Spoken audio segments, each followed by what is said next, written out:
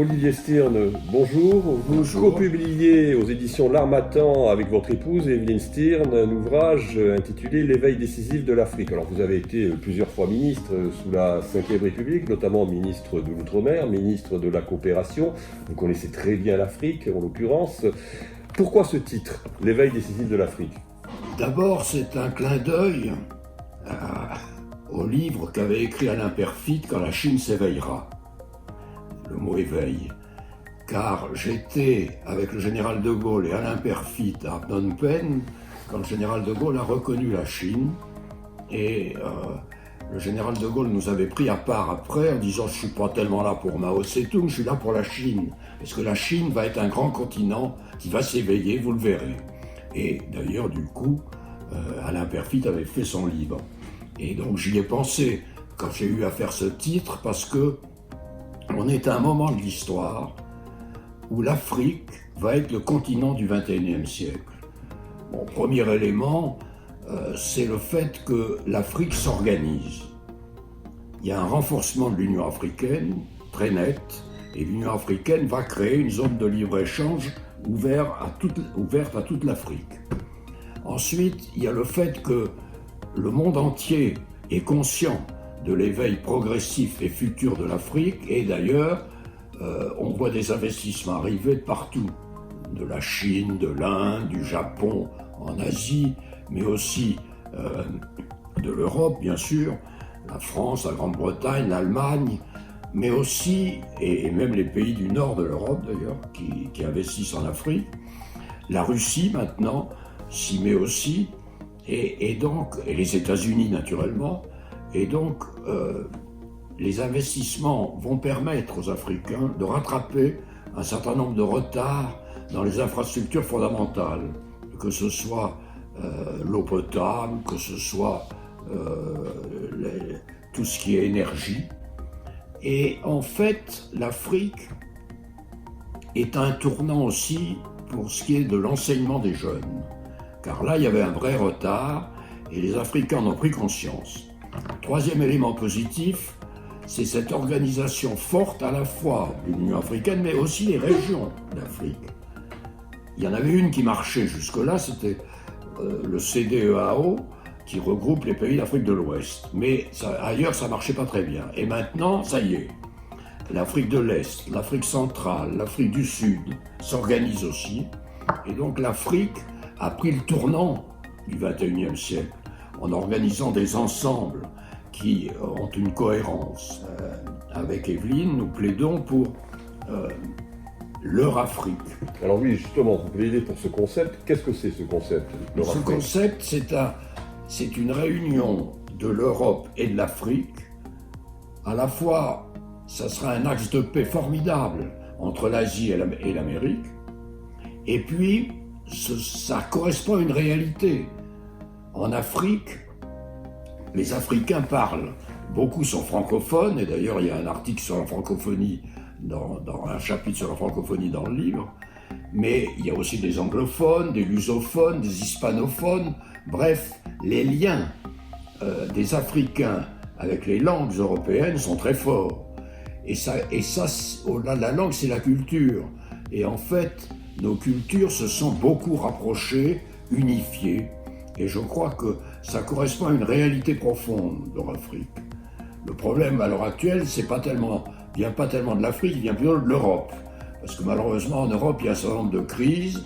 Et il faut relancer à tout prix une Europe forte, ayant ses moyens de défense, ayant son économie, et ça va être la tâche des mois qui viennent. Alors vous êtes en train de nous dire que finalement l'Afrique s'organise plus rapidement politiquement que l'Europe.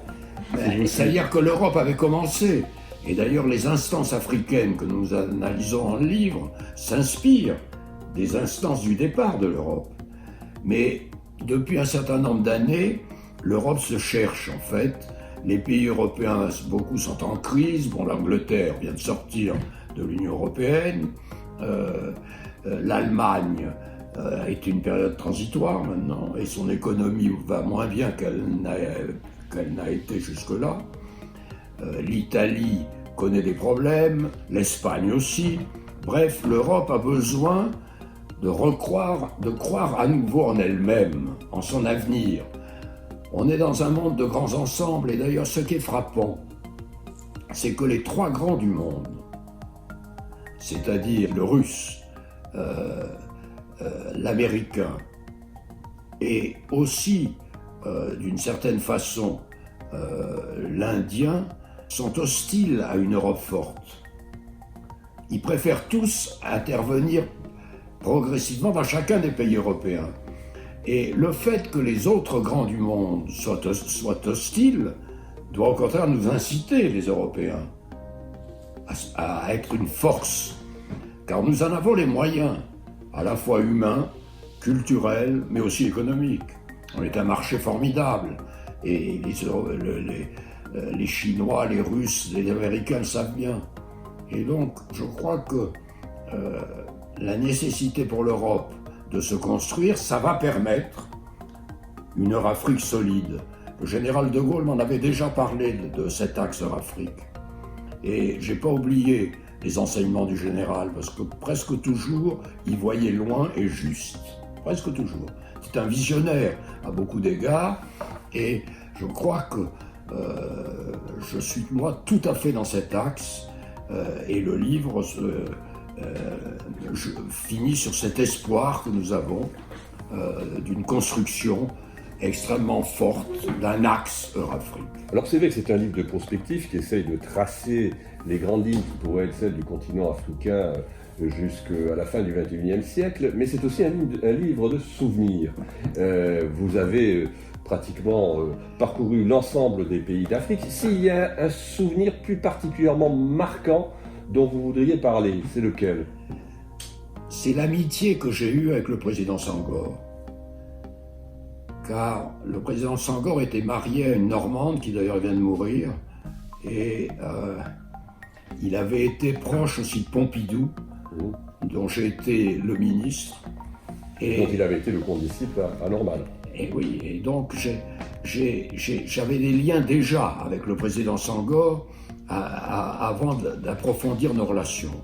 Mais ensuite, comme il était marié à une Normande qui avait une belle propriété à Verson, dans ma circonscription, il venait chaque année passer un mois de vacances.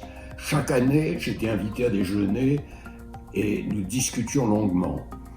Je l'ai même fait participer à un comice d'arrondissement, qui est la grande fête agricole annuelle dans le bocage virois, et il y est venu. Et d'ailleurs, dans le livre, il y a une photo où je suis avec le président Senghor à ce comice. Et c'est lui qui m'a expliqué bien, à sa manière, l'avenir de l'Afrique. Déjà, il y pensait. Lui aussi, c'était un visionnaire, Senghor. Et j'ai été envoyé par le général de Gaulle avec André Malraux au premier festival des Arts Nègres, je crois en 65 ou 66. Et je me souviens d'un déjeuner où nous étions avec Senghor, Malraux et Aimé Césaire, qui était à ce moment-là président du Conseil général de la Martinique, et que j'avais connu quand j'étais ministre de l'Outre-mer, mais qui était là parce qu'on allait jouer le soir même dans l'île de Gorée, d'où partaient les esclaves, le roi Christophe, je veux dire, qui était une pièce qu'Aimé Césaire avait écrite. Et donc, à ce déjeuner, nous avons aussi parlé de l'avenir de l'Afrique, déjà à ce moment-là, longuement. Et je me souviens que Malraux avait dit « c'est dommage, il nous manque quelqu'un, c'est Félix Éboué ». Félix Éboué avait permis au général de Gaulle, et donc à la France, d'être parmi les pays vainqueurs. Car quand il était gouverneur du Tchad, Éboué avait rejoint, aussitôt après l'appel du 18 juin, le général, il avait entraîné derrière lui toute l'Afrique. Et le général de Gaulle, qui était jusque-là un petit exilé à Londres, est devenu tout à coup le patron de la France libre. Et c'est vrai qu'Éboué a joué un rôle décisif dans cette montée au pouvoir du général de Gaulle, dans cette montée en puissance, qui a permis quand même à la France d'être parmi les 4 pays vainqueurs de la guerre, alors qu'elle aurait été sinon dans les pays vaincus. Et tous ces souvenirs, évidemment, sont pour moi très, très proches et expliquent beaucoup des engagements que j'ai pris. Et puis, je me souviens aussi d'avoir été avec le général de Gaulle voir un certain nombre de chefs d'État quand leur État est devenu indépendant. J'ai été au Cameroun voir Ahidjo avec le général de Gaulle, j'étais au Cameroun, j'étais au Sénégal évidemment, voir Senghor, nous avons été voir Houphouët-Boigny en Côte d'Ivoire, etc. Donc j'ai beaucoup de souvenirs déjà de l'Afrique à ce moment-là, et ça n'a fait que se renforcer ensuite dans la vie gouvernementale qui a été la mienne. En tout cas, ce livre est extrêmement intéressant. Merci en tout cas pour cette leçon d'histoire. Merci aussi pour cette leçon d'avenir, parce que c'est une leçon d'avenir que diffuse quelque part cet ouvrage. Une dernière question. La vision du général de Gaulle de l'Afrique, c'était une vision qui était bien évidemment, qui portait loin, qui portait haut. Oui. Mais comment a-t-il vécu finalement l'un des échecs qui a été le sien, l'échec de la communauté? Il s'y attendait. Il s'y attendait. Il savait que c'était très difficile de créer, comme ça d'emblée, une réunion des pays africains entre eux. Ils n'étaient pas encore, c'était des pays qui venaient de naître en tant qu'État. Et il savait que ce serait très difficile. Et dès que la communauté a disparu, ce qui ne l'a pas surpris, il a créé la coopération. Et j'ai été à un moment donné aussi dans ma vie gouvernementale en charge de ce secteur essentiel des relations avec l'Afrique et la coopération. Et je crois que le général de Gaulle connaissait bien l'Afrique. Il était reconnaissant aux Africains de l'avoir aidé à créer cette France libre qu'il a présidée, et il savait ce qu'il devait aux Africains. Et il a toujours été pour ce rapprochement Europe-Afrique, profondément. Il m'en a parlé bien des fois. J'ai eu aussi l'occasion, quand j'ai conduit 2 pays africains indépendants, Djibouti et les Comores, d'avoir de nouveaux entretiens avec lui. Et pour Djibouti, le général m'a dit « ça ne va pas être commode, il faut donner l'indépendance à Djibouti comme aux autres pays d'Afrique, mais c'est difficile là parce qu'il y a 2 ethnies, les Afars et les Issa, les Afars proches des Éthiopiens, les Issa proches des Somaliens. Il faudra donc que vous alliez aussi en Éthiopie et en Somalie, voir les présidents et leur expliquer que l'indépendance de Djibouti n'est pas contre eux, mais au contraire, peut les aider à se rapprocher. Car l'Éthiopie et la Somalie étaient rivaux souvent. Et le général m'avait dit, grâce à Djibouti, ils vont se rapprocher les uns des autres, et c'est votre travail. Et d'ailleurs, j'avais été voir le Négus Haïlé Sélassié à Addis Abeba, j'avais été voir le président de la Somalie à Mogadiscio, bref, j'ai eu beaucoup de relations à ce moment-là, et en effet, l'indépendance de Djibouti s'est faite, les Afars et les Issa ne font plus qu'un, les Djiboutiens, et il y a la paix entre l'Éthiopie et la Somalie, ce qui n'était pas évident.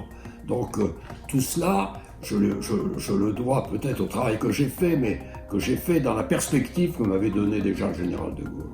En tout cas, c'est tout ce que vous racontez dans le livre, et bien d'autres choses encore. Bien évidemment, ce qu'il faut en retenir aussi, c'est la leçon d'espoir que vous en tirez pour l'Afrique et puis pour le monde en général. En tout cas, pour toutes celles et tous ceux qui s'intéressent à ce continent et à l'avenir du monde, je conseille la lecture donc de L'éveil décisif de l'Afrique, coécrit par Evelyne et Olivier Stirn aux éditions L'Harmattan, et ça vient de sortir.